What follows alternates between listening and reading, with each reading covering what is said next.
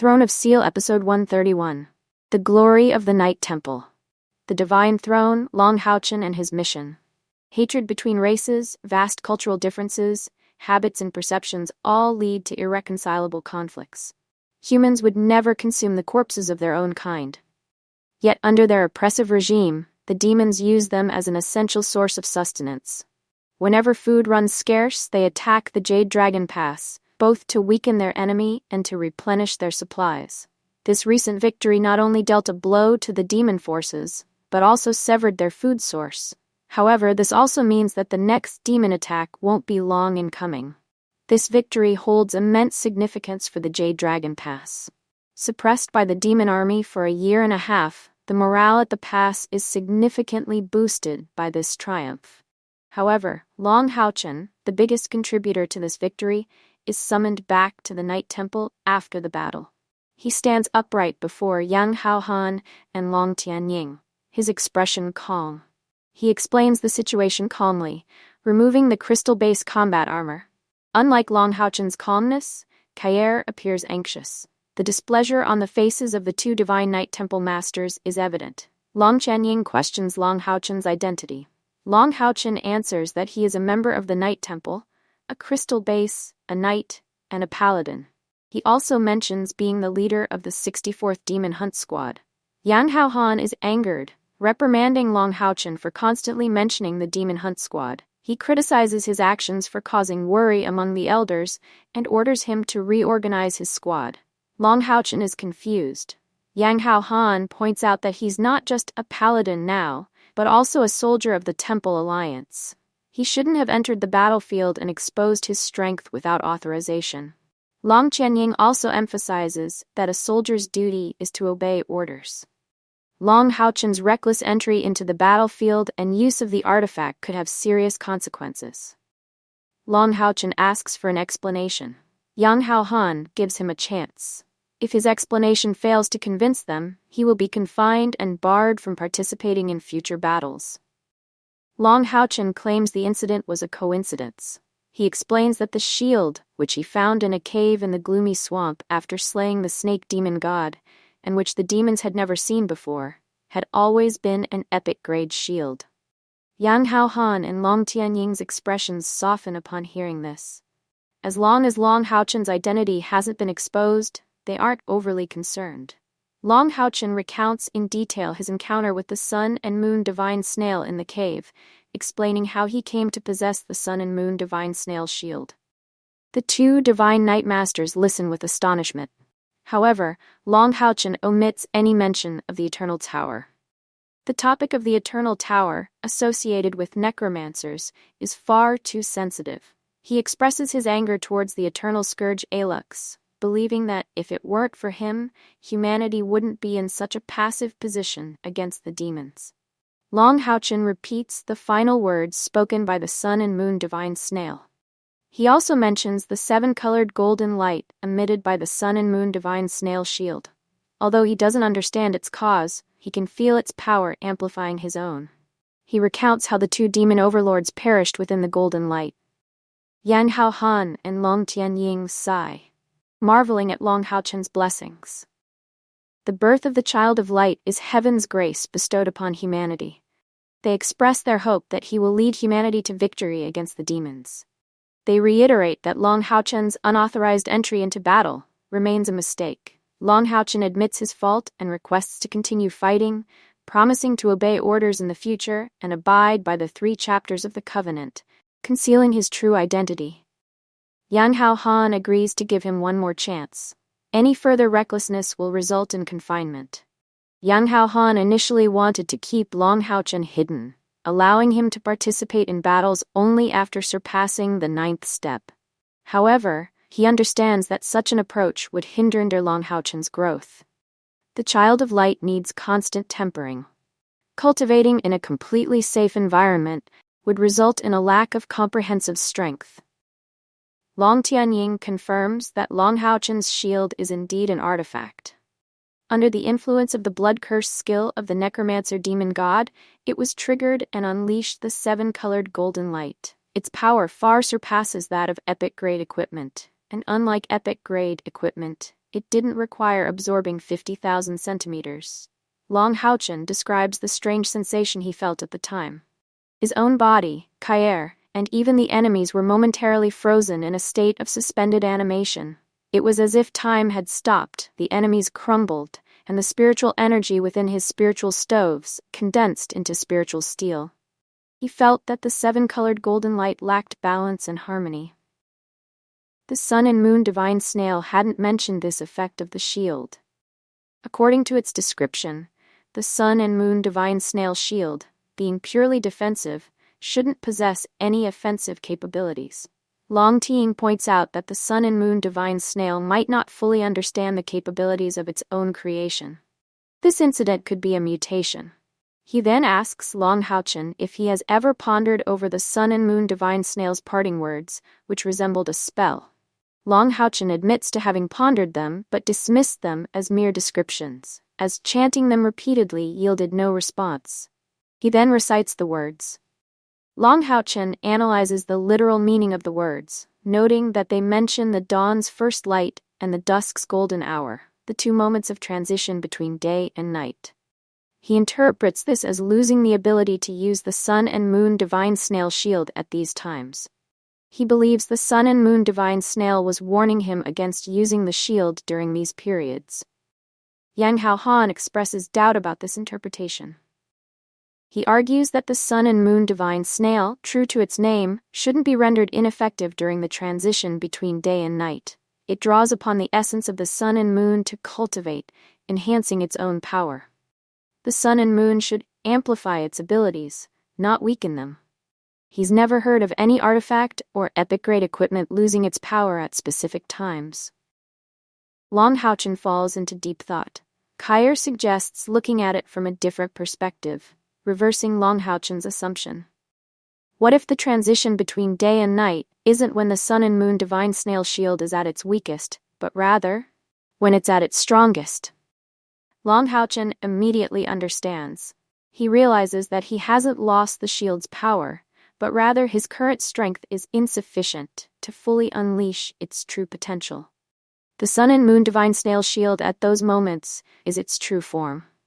Long Haochen nods in agreement, mentioning that activating his own divine throne also requires a massive amount of spiritual energy. He provides some hints, such as the base spiritual energy requirement of 100,000 units and the duration of use.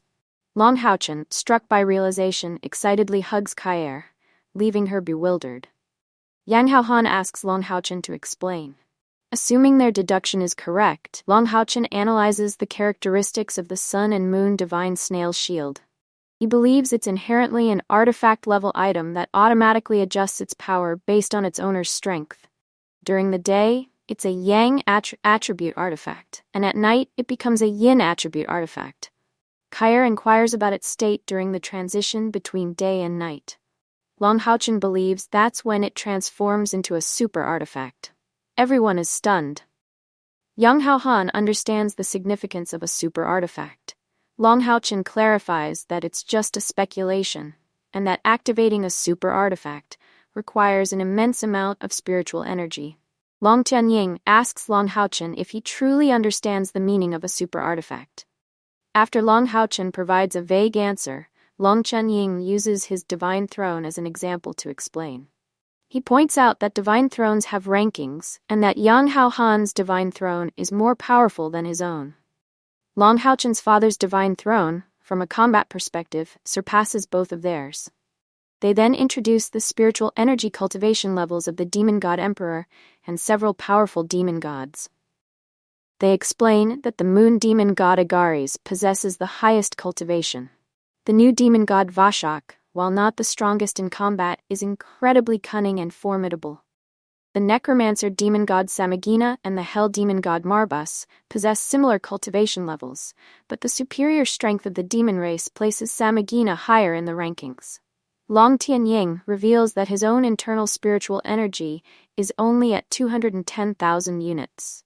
He emphasizes to Long Haochen the crucial role artifacts play in battles. He recounts his battle against the necromancer demon god Samagina as an example, explaining how his divine throne of order and law, allowed him to bridge the gap of 200,000 units of spiritual energy between him and Samagina. Although Samagina remained stronger overall, a fight to the death would have resulted in mutual destruction. This demonstrates the immense power of artifacts.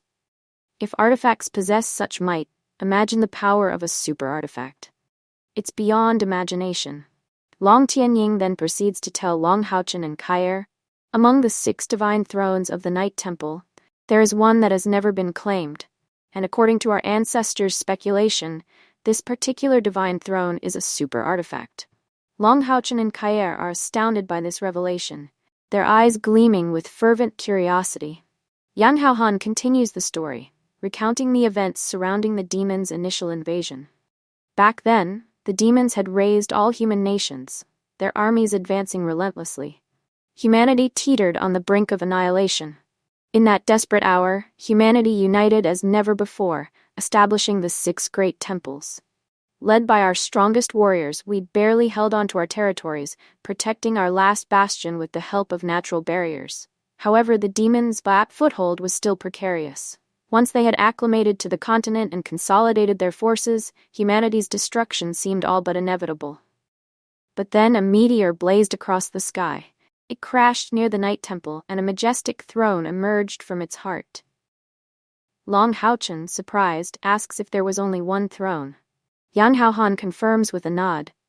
The throne had fallen encased in a massive meteorite. Once the meteorite shattered, the throne was revealed, and the meteorite itself was composed of various precious metals and gemstones.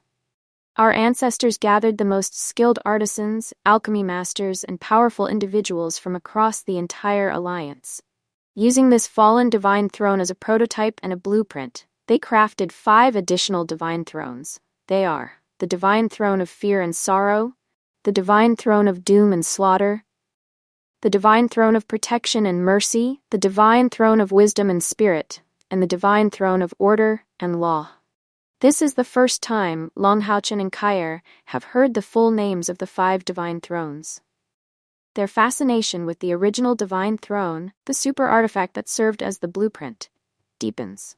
Long Haochen inquires how they deciphered the original divine throne's abilities when creating the 5 replicas.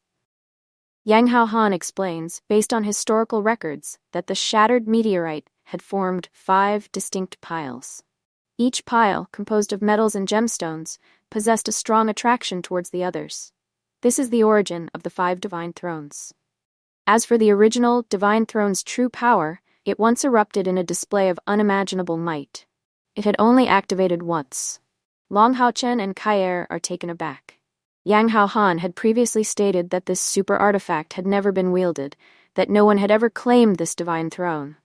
Yang Haohan clarifies that the throne had unleashed its power autonomously. After that single eruption, it lost its brilliance and remained dormant within the Night Temple for 6,000 years. Back then, the demons' aggression knew no bounds. 72 demon gods, spearheaded by their first demon god emperor, stormed into the Alliance's territory. Their path was marked by devastation and carnage. Countless Alliance warriors perished in their wake. By the time they reached the Alliance's headquarters, the location of the original divine throne, only 52 demon gods remained. At that moment, our ancestors believed humanity's end had come. Most of our strongest had fallen, and the survivors were scattered, unable to reach the headquarters in time. The 5 replica divine thrones were still in development. Almost all the masters, artisans, and alchemists were gathered at the original divine throne's location. The 52 demon gods breached the headquarters, intent on seizing the original divine throne. But just then, a mysterious force stirred within the throne, unleashing a blinding, magnificent radiance. 9 colors swirled within the light, accented by a brilliant gold. Auspicious 9-colored clouds descended from the heavens. The original divine throne abruptly split apart, transforming into a set of armor and a magnificent sword, radiating 9-colored golden light. The armor seemed to gain a life of its own, grasping the divine sword and launching an attack on the demons. 10 characters unknown to this world and incredibly complex were etched into the air. Bathed in the 9-colored light, only 18 of the 52 demon gods escaped alive. Even the first demon god emperor was grievously wounded. From that day forth, the demon's power waned considerably. As Yang Haochen and Long Tianying recount this historical event, their faces flush with uncontainable pride. Their breaths quicken, unable to suppress their exhilaration. Long Haochen and Kair feel their own blood surge with excitement. The original Divine Throne, with its 9-colored golden sword and those 10 powerful characters, it vanquished 34 demon gods and crippled the demon god emperor. What glorious power! It's practically divine.